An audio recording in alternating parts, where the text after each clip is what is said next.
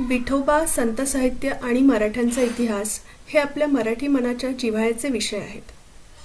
प्रत्येकजण मराठ्यांचा इतिहास किमान 400 वर्षापासून जपत आला आहे. मराठ्यांचा इतिहास जपताना लक्षात येते की त्या काळात अनेक आक्रमक आले, ज्यामध्ये इस्लामी आक्रमणांचा व विजयांचा महत्त्वाचा समावेश होता. या संघर्षामुळे अनेक हिंदू राज्ये कमजोर झाली, पण शिवरायांनी आपल्या धैर्य आणि नीतिमत्तेने इतिहासाला एक वेगळे वळण दिले.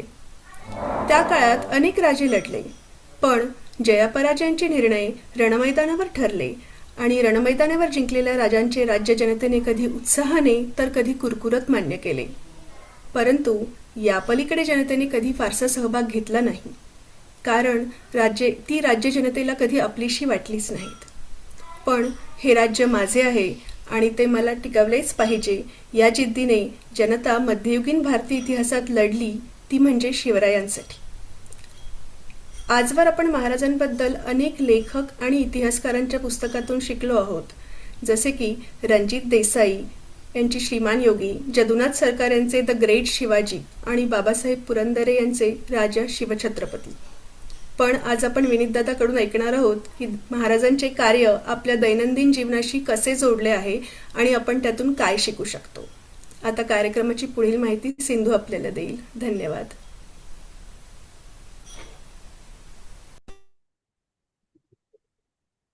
वा, खूप छान. अनुपमा ताईने करून दिलेला विनीत दादाचा परिचय आणि भक्तीने साधारण विषय काय आहे त्याबद्दल मांडलेले सुंदर शब्द याबद्दल धन्यवाद. महाराजांचा इतिहास म्हणजे महासागर आणि त्यातला एका वेळी एक थेंब आपण अभ्यासायचा प्रयत्न करत असतो. आणि तसाच आज एक विषय विनीत दादाने निवडला आहे. पण दादा, माझ्या मनात एक दोन प्रश्न आहेत, विचारू का? हो, विचार ना. म्हणजे तू महाराजांबद्दल बरेच काही लिहित असतोस, म्हणजे दिवाळीत आणि इतर कार्यक्रमांमध्ये पण मराठ्यांच्या इतिहासाचा असं काही ना काहीतरी सादरीकरण तू करत असतोस. त्याबद्दल थोडंसं सांगशील का? म्हणजे तुझा हा इंटरेस्ट कुठून, कसा, याबद्दल थोडं.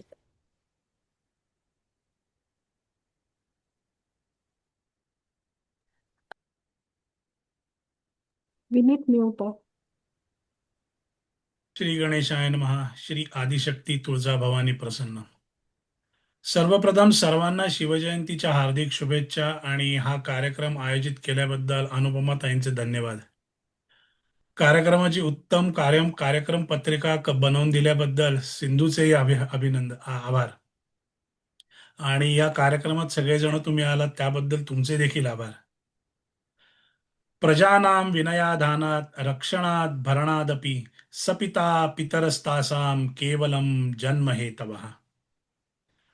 या विषयावर मी विचार करायला सुरुवात केव्हा केली हे निश्चितीने सांगता येणं अवघड आहे. पण आम्ही जेव्हा अटलांटाला होतो तेव्हा ऑफिसला जाताना ट्रेनमध्ये फावला वेळ असायचा. एक दिवस काय माझ्या डोक्यात आलं माहित नाही, पण शिवाजी महाराजांचा म्हणजे हिंदवी स्वराज्यावर जी अफजल खानाची स्वारी झाली त्याचा मी प्रोजेक्ट मॅनेजमेंट या दृष्टिकोनातून विचार केला आणि थोडंसं काहीतरी लिहिलं. अगदी असं त्रोटक किंवा तुरळक म्हणता येईल अशा प्रकारचं लेखन होतं. अर्थात तो विषय त्याच्यानंतर तसाच राहिला. 3-4 वर्ष मी त्याच्यावरती विचारही नाही केला.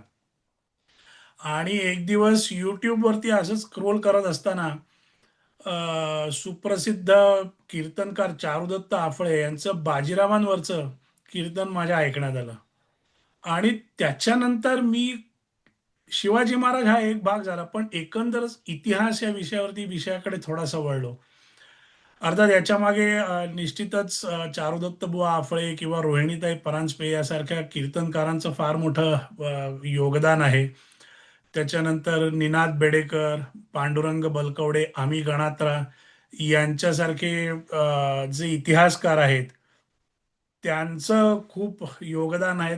त्यांची खूप मला मदत झाली. बाबासाहेब पुरंदऱ्यांचं राजा शिवछत्रपती वाचलं नाही असं मला नाही वाटत माणूस असेल, निदान मराठी माणूस तरी असणार नाही असं. लहानपणी मी शिवाजी महाराज म्हणजे पुरंदऱ्यांची व्याख्यानं सुद्धा ऐकली होती.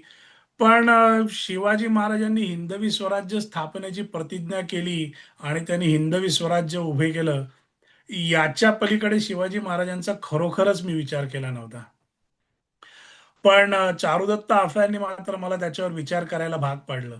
आणि मग त्याच्यानंतर हिंदवी स्वराज्याचे संस्थापक याच्या पलीकडे जाऊन मी थोडा शिवाजी महाराजांवरती वेगळ्या प्रकारे विचार करायला लागलो आणि शिवाजी महाराजांच्या चरित्र्याचे असंख्य पैलू माझ्या लक्षात यायला लागले.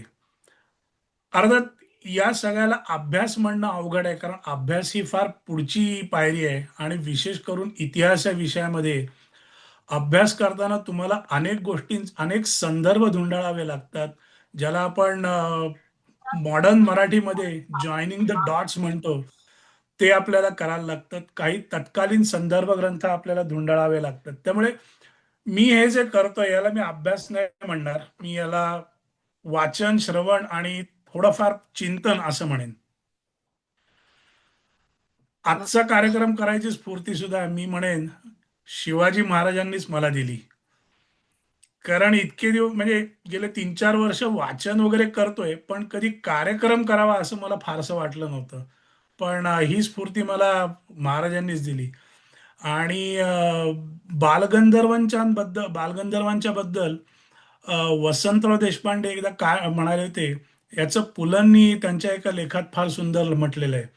वसंतराव म्हणतात, हे आम्ही जे काय गाणं गातो हे सगळे दागिने बालगंधर्वांचे, आम्ही फक्त ते झोळीतून बाहेर काढून ठेवायचं. आजचा माझा कार्यक्रम हा तसाच आहे. हे सगळं कंटेंट महाराजांचं आहे. मला जसं समजलं, यथाशक्ती यथामती मी तुम्हा सर्वांच्या समोर मांडायचा प्रयत्न करतोय. तर मला वाटतं आपण कार्यक्रमाला सुरुवात करूया आता, मुख्य कार्यक्रमाला. हो, नक्कीच. आणि हा सेशन म्हणजे ह्याच्यामध्ये प्रश्न उत्तर डिस्कशनसाठी हे ओपन असणार आहे? अ, हो, म्हणजे शेवटी प्रश्नोत्तराचं आपण ठेवूच या, पण त्याच्या व्यतिरिक्त सुद्धा मी शक्यतो हे संवादात्मक ठेवीन, ज्याच्यामुळे लोकांचाही सहभाग असेल. आणि ते एकसुरी होणार नाही, कारण आम्हाला व्याख्यान किंवा कीर्तन या स्वरूपात करायचं नाहीये. बरोबर. लोक जेवढे प्रश्न विचारतील किंवा त्यांचे विचार मांडतील, तेवढं माझ्याही ज्ञानामध्ये भर पडणार आहे. त्यामुळे नक्कीच. दोन्हीचा विचार करून लोकांनी जास्तीत जास्त सहभाग घ्यावा, अशी मी विनंती करतो सर्वांना. बरं. इथे असलेल्या सर्वांनीच बऱ्यापैकी थोडंफार जसं त्यांना जमेल तसं वाचन आणि श्रवण केलेलं आहे. त्यानुसार हे सेशन खूप छान होईल अशी मी आशा बाळगते. आणि आता तू सुरू करू शकतोस. चालेल. मी स्क्रीन शेअर करतोय. दिसतोय व्यवस्थित सगळ्यांना?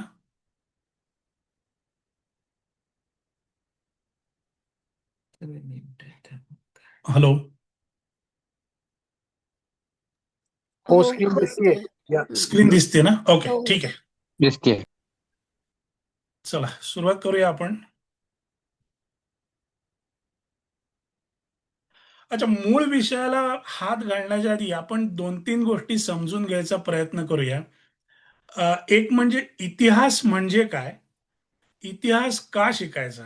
आणि आजचा जो विषय आहे त्या विषयाच्या अनुषंगाने शिवाजी महाराजांचाच इतिहास का, आणि मी प्रोजेक्ट मॅनेजमेंट किंवा बिझनेस मॅनेजमेंट किंवा मॅनेजमेंट स्किल हाच विषय का निवडला, या 2-3 गोष्टी आपण समजून घेऊया.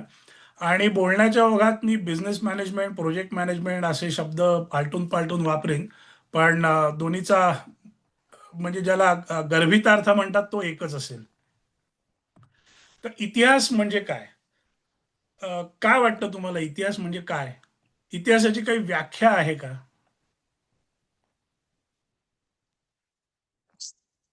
मला मला काही काळापूर्वी कळलेली इतिहासाची व्याख्या अशी आहे विनीत, की ॲज इट हॅपन्ड, इतिहास असं ते नीलकंठ आहेत ना त्यांच्याकडून त्यांचे महाभारत आणि रामायणाबद्दल ऐकल्यानंतर ओक आहेत ना ते त्यांच्याकडून कळलेली व्याख्या आहे ती. निलेश ओक. येस. नीलकंठ, सॉरी, निलेश ओक. हा, निलेश ओक, बरोबर. As it happen, as it happen, बरोबर, इतिहास. बरोबर. हा, भारतीय संस्कृतीने ना इतिहासाची फार सुंदर व्याख्या केलेली आहे. धर्मार्थ काम मोक्षाणाम उपदेशम अन्वितम पूर्ववृत्तम कथायुक्तम इतिहासम प्रचक्षते. आता याच्यामध्ये पूर्ववृत्तम आणि कथायुक्तम हे दोन महत्वाचे शब्द आहेत.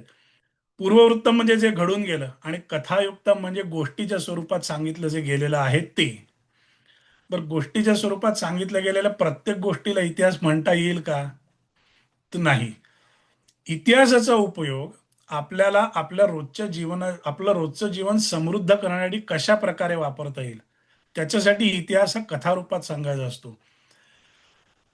भारतीय संस्कृतीमध्ये जे चार पुरुषार्थ आहेत, धर्म, अर्थ, काम आणि मोक्ष, हे चार पुरुषार्थ, कारण आपलं संपूर्ण जीवन या चार पुरुषार्थांच्याच आजूबाजूला घुटमळत असतं. त्यामुळे हे चार पुरुषार्थ आपण अधिक चांगल्या प्रकारे कसे करू शकू याच्यासाठी भूतकाळात ज्या घटना घडून गेल्या त्या घटनांचं गोष्टी रूपाने जे सांगितलं जाईल आणि त्यातून जो आपण बोध घेतो त्याला इतिहास म्हणतात. इति ह आस म्हणजे हे असं घडलं आहे. आता कथायुक्त का, कारण ते महत्वाचं आहे. तुम्ही जर इतिहासाची आपण पुस्तकं वाचली म्हणजे बखरी म्हणा किंवा तत्कालीन जे परदेशातले प्रवासी आलेले होते त्यांची पुस्तकं म्हणा किंवा पत्र जी महाराजांची किंवा पेशवे दरबारातली वगैरे जी पत्र आहेत ती वाचली तर त्याची भाषा ही अत्यंत कंटाळवाणी असते. जदुनाथ सरकारांचं किंवा रियासतकार सरदेसाई यांचं जे लेखन आहे, ज्यांचे 5-6 खंड जे आहेत ते वाचले तर अतिशय अतिशय कंटाळवाणी भाषा असते. त्यामुळे सगळ्यांनाच इतिहास त्या लोकांची भाषा वाचून नाही कळणार आणि म्हणून ते कथायुक्त म्हणजे गोष्टीच्या रूपात सांगणं हे अपेक्षित आहे. त्याच्या व्यतिरिक्त जर आपण गुगल केलं तर आपल्याला आणखीन एक परिभाषा समजते. A story is considered to be इतिहास only when the author of the story has himself witnessed or is part of the story. त्यामुळे आपण जर बघितलं तर रामायण आणि महाभारत हे फक्त लिहिले गेलेले ग्रंथ नाहीयेत, हे खरोखरीचे इतिहास आहेत. कारण या ग्रंथांचे जे रचनाकार आहेत महर्षी वाल्मिकी आणि महर्षी वेदव्यास हे प्रत्यक्ष घटना घडल्या त्यावेळेला तिथे होते. शिवाजी महाराजांचा सुद्धा इतिहास तत्कालीन इंग्रजांनी लिहिलेला आहे, डचांनी लिहिलेला आहे. अर्थात त्यांनी तो शिवाजी महाराजांचा इतिहास असं म्हणून नाही लिहिलं, पण शिवाजी महाराजांचं राज्य असताना ज्या ज्या गोष्टी घडल्या ते त्यांनी लिहिलेलं आहे आणि म्हणून या गोष्टी इतिहास या व्याख्येत मोडतात. तिसरी एक व्याख्या आहे, history is the knowledge of and study of the past. It is the story of the past and a form of collective memory. History is the story of who we are, where we come from and can potentially reveal where we are headed. Winston Churchill म्हणाला होता, the farther back you can look into, the farther forward you are likely to see. म्हणजे गलोल असते ना, गलोलीमध्ये आपण दगड पकडून ते रबर ताणतो, तर ते जेवढं मागे ताणू तेवढा तो दगड लांब पर्यंत जातो. ती ही व्याख्या आहे थोडक्यात. Who we are, where we come from and where we can head to. आता प्रोजेक्ट मॅनेजमेंट किंवा रोजच्या जीवनाच्या दृष्टिकोनातून विचार केला तर प्रोजेक्ट मॅनेजमेंट इन्स्टिट्यूटमध्ये जे लर्निंग डॉक्युमेंट असतं दॅट इज नथिंग बट इतिहास. कारण या लर्निंग डॉक्युमेंटमध्ये त्या कंपनीमध्ये कुठल्या प्रकारची प्रोजेक्ट हँडल केली गेली, ते हँडल करताना कुठल्या समस्या आला, कशा प्रकारे ते प्रोजेक्ट एक्झिक्यूट केलं आहे, त्या प्रोजेक्टमध्ये चांगल्या गोष्टी कुठल्या की ज्या आपण पुन्हा वापरू शकू येणाऱ्या प्रोजेक्ट्समध्ये, किंवा ज्या चुका झाल्या त्या चुका टाळून आपण पुढची प्रोजेक्ट्स कशा चांगल्या प्रकारे करू शकतो हे या लर्निंग डॉक्युमेंटमध्ये असतं. त्यामुळे learning document is history of that organisation. इतिहास का शिकायचा? काय वाटतं तुम्हाला? इतिहास शिकायच्या मागची काय कारण असू शकतील?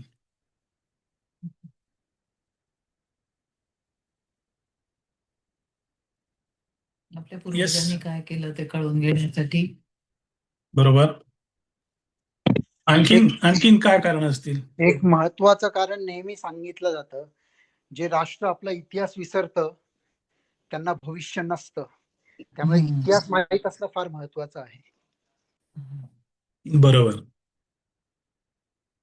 बरीच कारण आहेत इतिहास का शिकायची. एक म्हणजे आपल्याला स्फूर्ती मिळते, साहजिक आहे. शिवाजी महाराज पेशवे किंवा शाहू महाराज, संभाजीराजे यांचा इतिहास वाचला की आपल्याला खरोखर स्फूर्ती मिळते. आपल्यालाही वाटतं आपण त्यांच्यासारखं काहीतरी कार्य करायचा प्रयत्न करावा. करू शकू न करू शकू तो वेगळा भाग आहे, पण स्फूर्ती नक्की मिळते. आपली ओळख कळते, ज्याला आपण आयडेंटिटी म्हणतो.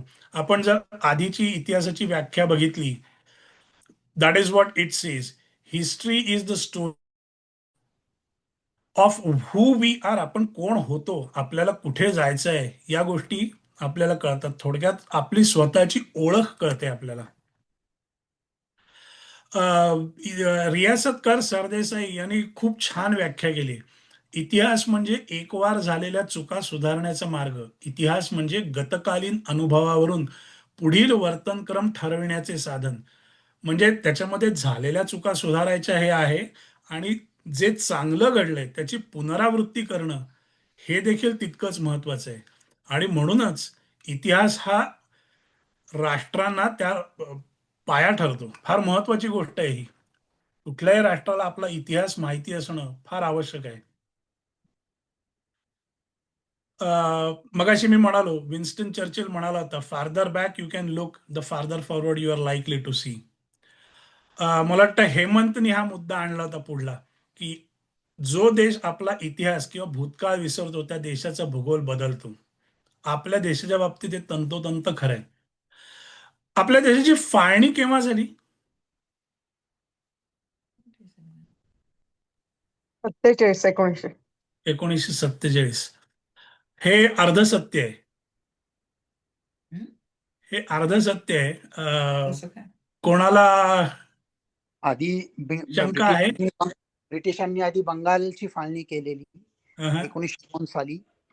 पण अगदी इतिहासात आपण मागे गेलो तर तर तसं पाहिलं तर भारत म्हणजे आपला भूभाग एवढा होता, हिंदू संस्कृतीचा जिथे अंमल होता तो भूभाग इतका मोठा होता की हळूहळू म्हणजे ते आपल्या हातातून निसटत गेलं. तिथे इतर धर्मियांचं वास्तव्य झाल्याने आपण तो बरोबर. भूभाग घालवला, तर तसंही म्हणता येईल. पण लेटेस्ट हिस्ट्री जर पाहिली, पास्ट पाहिला, तर 1902 साली बंगालची फाळणी ब्रिटिशांनी केली. ते पहिलं बीज आपण म्हणू शकतो. बरोबर. तर आपण असं म्हणू शकतो, भारताची शेवटची फाळणी 1947 साली झाली. त्याच्या आधी अखंड भारतातून अफगाणिस्तान बाहेर पडला, नेपाळ बाजूला झाला, भूतान बाजूला झाला, तिबेट, श्रीलंका, म्यानमार हे देश वेगळे झाले. बरोबर. त्यामुळे गेल्या 125-150 वर्षामध्ये आपल्या देशाची 6-7 शकलं झाली. किंबहुना आपण जर आणखीन मागे गेलो, तर इतिहास सांगतो की आपल्या राज्यकर्त्यांच्या सीमा या अगदी जवळजवळ तुर्कस्तानपर्यंत पोहोचलेल्या होत्या. आणि पूर्वेकडे तर आपल्याला माहितीच आहे की जपानमध्ये आजही आपल्या संस्कृतीच्या काही खुणा आहेत.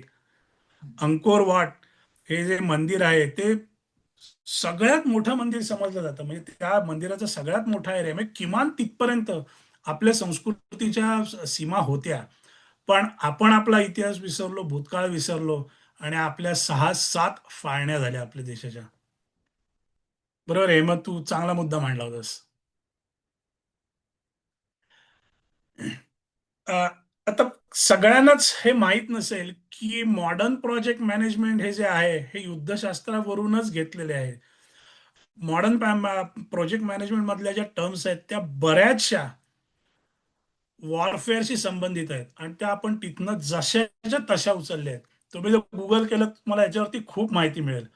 म्हणजे Oxford dictionary of business management म्हणून जवळजवळ 550-600 पानांचं पुस्तक आहे. त्या पुस्तकामध्ये सुद्धा त्यांनी हे स्पष्टपणे नमूद केलेलं आहे की आजचं मॉडर्न प्रोजेक्ट मॅनेजमेंट हे वॉरफेअरवर आधारित आहे. त्यामुळे इतिहास आणि युद्ध समजून घेतली तर कदाचित आपल्याला प्रोजेक्ट मॅनेजमेंट लवकर समजेल. बाय द वे, इथे प्रोजेक्ट मॅनेजर्स किती आहेत अंदाजे?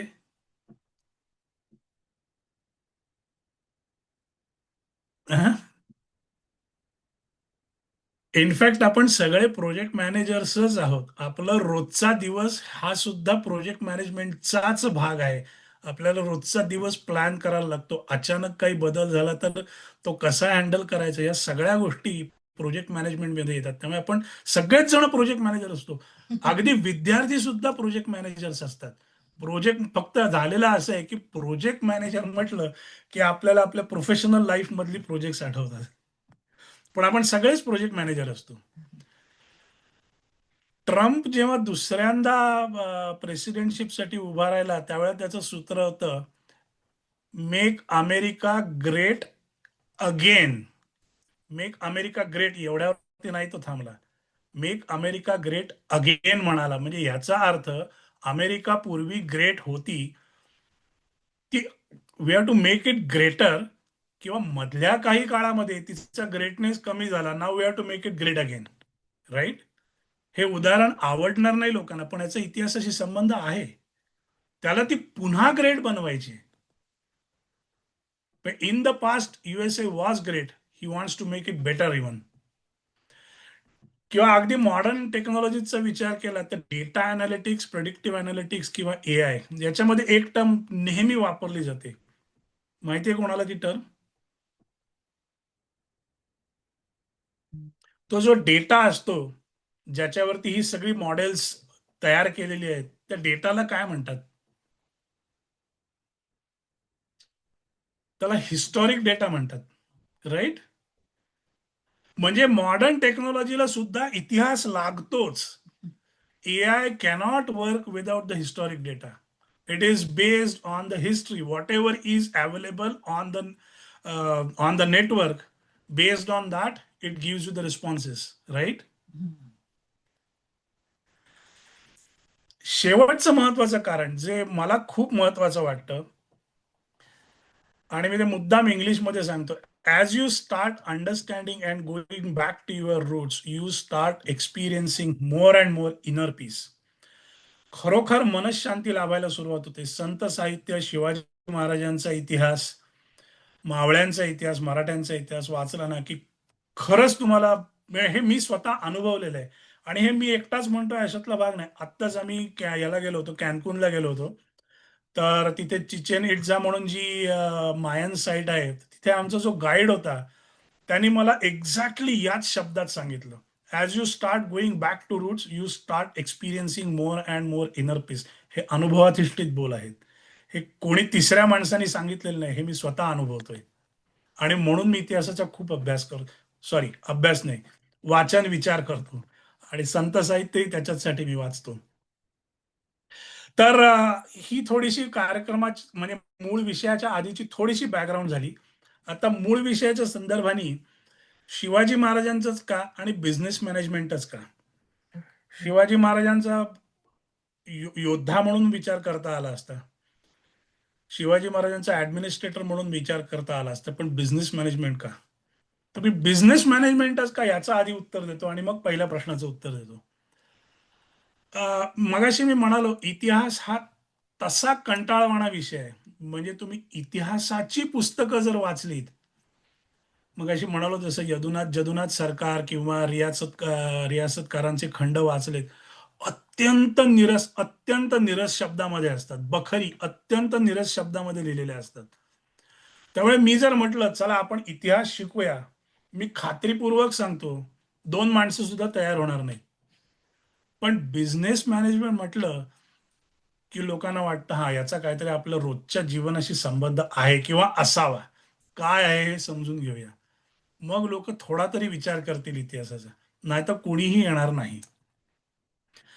आता शिवाजी महाराजांचाच इतिहास का? मला माहिती आहे या आजच्या कार्यक्रमाला बरेच माझ्यापेक्षा सिनियर लोक सुद्धा जॉईन झालेले असतील. सिनियर म्हणजे त्यांच्या प्रोफेशनल लाईफमध्ये सुद्धा सिनियर असतील ते. त्यामुळे बिझनेस मॅनेजमेंटवर बी खूप बोलावं अशातला भाग नाहीये. तेही मला माझ्या काही चुका झाल्या तर ते करेक्ट करू शकतात. MBA करताना मी खात्रीपूर्वक सांगतो, एकही केस स्टडी ही इतिहासाशी संबंधित असणार नाही. सगळ्या केस स्टडीज ह्या गेल्या 100 ते 125 वर्षातल्या असतील. म्हणजे ज्याला मॉडर्न बिझनेस म्हणतात त्याच्याशी संबंधित असतील अशी माझी खात्री आहे. इतिहासाशी संबंधित एकही नसेल. आणि शिवाजी महाराजांचा का? तर याच्यामध्ये महत्वाचं कारण असे, Shivaji Maharaj was the only management Guru with character. आजच्या बिझनेसेसमध्ये कॅरेक्टर, ह्युमन व्हॅल्यूज या गोष्टी नाहीत. किंबहुना बिझनेस मॅनेजमेंटच्या डेफिनेशन्समध्ये किंवा त्याच्या प्रिन्सिपल्समध्ये कॅरेक्टर हा शब्द सुद्धा नाहीये.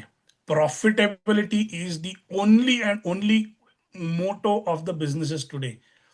त्यामुळे मग किती लोकांचे नोकऱ्या जातात, किती लोक डिप्रेशनमध्ये जातात, किती लोकांची हेल्थ बोंबलते, याची बिझनेसेसना काहीही देणं घेणं नसतं. पण आपण जसे पुढे सरकू या कार्यक्रमात, तेव्हा कॅरेक्टर किती महत्वाचं आहे बिझनेसमध्ये हे आपल्या लक्षात येईल.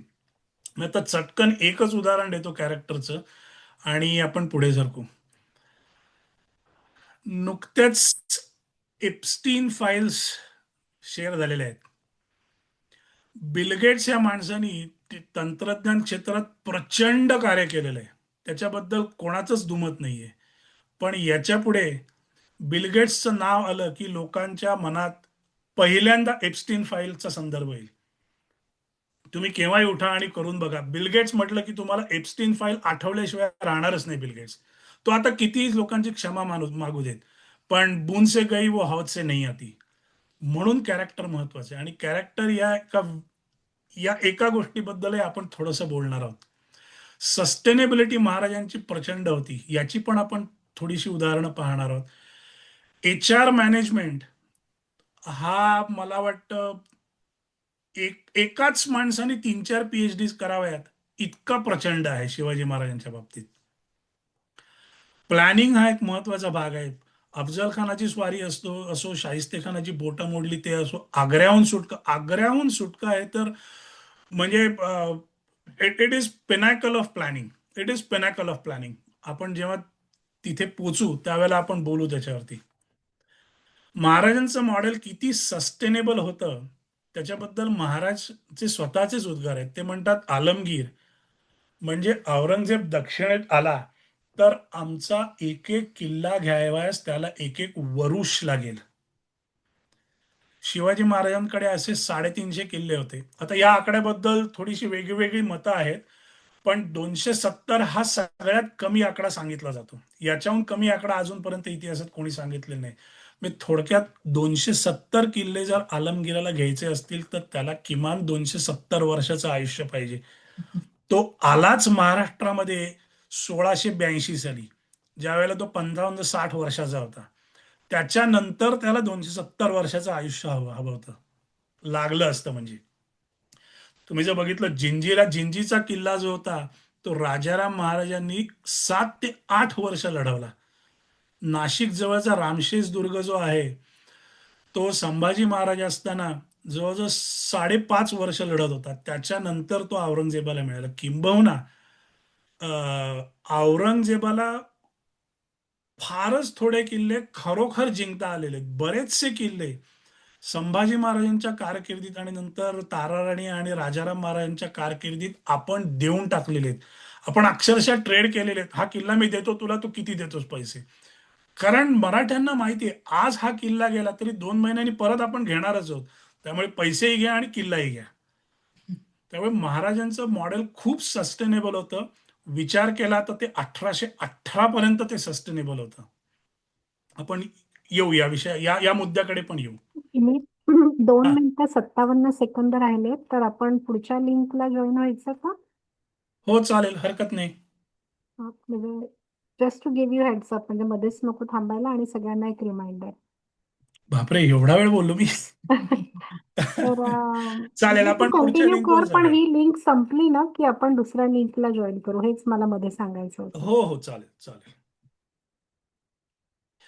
तर शिवाजी मी म्हटलं तसं बिझनेस मॅनेजमेंटची जवळजवळ 14 प्रिन्सिपल सांगितलेले आहेत. सगळ्या प्रिन्सिपल्सवरती बोलणं काही शक्य नाहीये आणि 14च्या 14 प्रिन्सिपल्सवर बोलायची झाली तर प्रचंड अभ्यास पाहिजे. म्हणजे त्याच्यासाठी निनाद बेडेकर किंवा पांडुरंग बलकवडे, आम्ही गणात्रा यांच्यासारख्यांचाच अभ्यास पाहिजे. मला जर त्या याच्यावरती बोलायला लागलं तर मला वाटतं आजपासूनच 3ऱ्या किंवा 4थ्या जन्मात आपल्याला भेटावं लागेल. कारण शिवाजी महाराजांच्या प्रत्येक पैलूवरती PhD करावं एवढं त्यांचं प्रचंड कार्य आहे. योद्धा म्हणून, युगप्रवर्तक म्हणून, काय म्हणतात त्याला, if you want to bring in the change, start the change from you, याबद्दल कमीत कमी डोळे झाकून आपल्याला 1 डझन उदाहरणं देता येतील शिवाजी महाराजांची. भाषा शुद्धीवरती त्यांनी कार्य केलेलं आहे. म्हणजे असं जीवनातलं एकही क्षेत्र नाहीये की ज्याच्यामध्ये शिवाजी महाराजांनी कार्य केलेलं नाही. आणि या प्रत्येक गोष्टीचा आपल्याला रोजच्या बिझनेस किंवा प्रोजेक्ट मॅनेजमेंटमध्ये उपयोग होऊ शकतो, तो होतो. शिवाजी महाराजांचं चरित्र हे एक असं चरित्र आहे की आयुष्यातल्या कुठल्याही समस्येचं समाधान आपल्याला मिळू शकतं. जसं संत साहित्यामधून आपल्याला कुठल्याही समस्येचं समाधान मिळू शकतं, तर तेवढीच महत्ती शिवाजी महाराजांच्या कार्याची आहे. तर मी आज मॅनेजमेंटच्या दृष्टीने 3-4 पैलूंवरती बोलणार आहे. Flawless planning, character, resource management, lead by example किंवा लीड फ्रॉम फ्रंट आणि मार्केटिंग. पहिले 4 मी कव्हर करायचा प्रयत्न करेन पुढच्या 45 मिनिटात. वेळ मिळाला तर आपण मार्केटिंग कव्हर करू, नाहीतर मग आपण एक वेगळा सेशन घेता येईल आपल्याला.